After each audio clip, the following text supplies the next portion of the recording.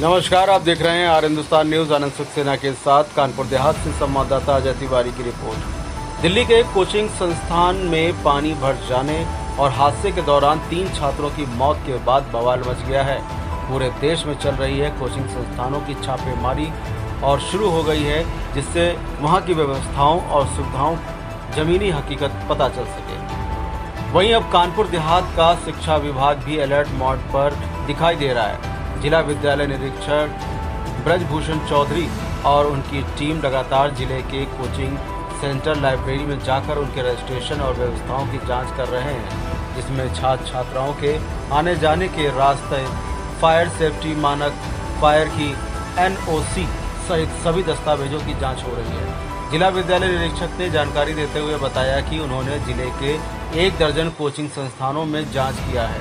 मानक के अनुरूप न मिलने वाले सभी संस्थानों को नोटिस जारी किया जाएगा।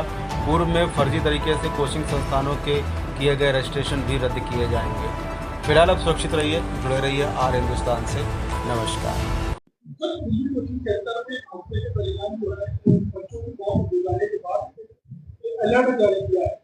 आपके द्वारा और आपकी टीम के द्वारा कितने ऐसे जिले में कोचिंग सेंटर है जिनको निरीक्षण किया गया है, क्या कुछ निकल कर सामने आया?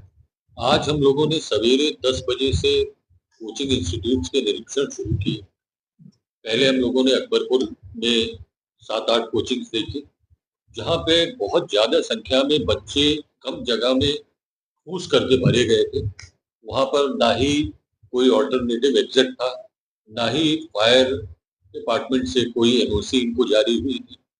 एक आध कोचिंग सेंटर्स तो बेसमेंट में चल रहे थे, उनको भी हम लोगों ने नोटिस जारी करना है। उसके बाद हम लोग पुखराया गए, वहां पर भी हर गली में 3-3, 4-4 लाइब्रेरीज चल रही थी। उनके भी नॉर्म्स कोचिंग सेंटर वाले ही है, लेकिन उनके द्वारा ना कहीं रजिस्ट्रेशन किया गया था, ना ही उन्होंने किसी से कोई अनुमति प्राप्त की थी। एक तरह से अवैध लाइब्रेरी चला रहे हैं वो लोग। और सही बात यह है कि वहां पर ना ही बच्चों की सुरक्षा का कोई पालन किया जा रहा है, ना ही ऑल्टरनेटिव एग्जिट है, ना ही फायर सिस्टम का उनके पास NOC है। हम लोग सबको नोटिस जारी करेंगे और उनको कहेंगे कि बिना रजिस्ट्रेशन के कोई भी कोचिंग यहाँ पे संचालित ना हो। जिस तरह से आपने बताया कि तमाम ऐसी कोचिंग सेंटर्स की इनमें रजिस्ट्रेशन नहीं थे या नॉर्म्स को फॉलो नहीं किया जा रहा था। तमाम ऐसी कोचिंग आपने बताया कि बेसमेंट में चल रही थी, तो पानी भर जाने से दिल्ली में मौत हुई। अगर वो रजिस्ट्रेशन करा देते हैं तो वो नहीं सारे फॉलो हो जाएंगे। तो बेसमेंट में तो उनको रजिस्ट्रेशन ही नहीं मिलेगा। रजिस्ट्रेशन के लिए कुछ नॉर्म्स हैं, उस नॉर्म में हम बेसमेंट में कोचिंग के लिए कभी उनको परमिशन नहीं देंगे। उसका रजिस्ट्रेशन है।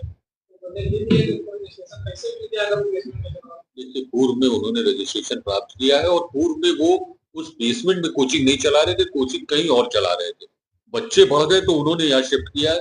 उनको निर्देश दे दिया गया है कि आपके पास रजिस्ट्रेशन है भी तो भी आपको इस बेसमेंट से कोचिंग हटानी पड़ेगी। किस तरह के नियम हैं जिनको फॉलो करके कोचिंग सेंटर चलाया जाता है? देखिए, 4-5 नियम है जिनको मैं आपको संक्षेप में बता दूं। पहली चीज ये है कि कोचिंग संस्था 16 साल से कम उम्र के बच्चों का एडमिशन नहीं दे सकते। कोचिंग संस्थान किसी भी तरह की भ्रामक जानकारी नहीं दे सकते, जैसे अच्छे नंबर या रैंक दिलाने की गारंटी। कोचिंग संस्थान ग्रेजुएट से कम योग्यता वाले शिक्षकों को नियुक्त नहीं कर सकते। कोचिंग संस्थान किसी भी ऐसे व्यक्ति को नियुक्त नहीं कर सकते जो नैतिक कदाचार से जुड़े किसी भी अपराध के लिए दोषी ठहराया गया हो। कोचिंग संस्थान के पास एक परामर्श प्रणाली होनी चाहिए। कोचिंग संस्थान की वेबसाइट पर शिक्षकों की योग्यता, पाठ्यक्रम, पाठ सामग्री पूरा होने की अवधि,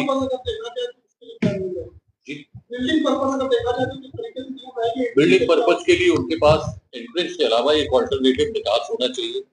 बेसमेंट में कोचिंग नहीं होनी चाहिए जहाँ की पानी भराव, जल भराव हो सके। इलेक्ट्रिक डिपार्टमेंट से और फायर डिपार्टमेंट से उनके पास NOC होना चाहिए। कहीं वहां शॉर्ट सर्किटिंग या किसी भी तरह से आग लगे तो उस आग को बुझाने की उनके पास वैकल्पिक व्यवस्था होनी चाहिए। अभी तो हमारे पास 12-13 संस्थान है जिनका हम लोगों ने निरीक्षण किया और उनको नोटिस है।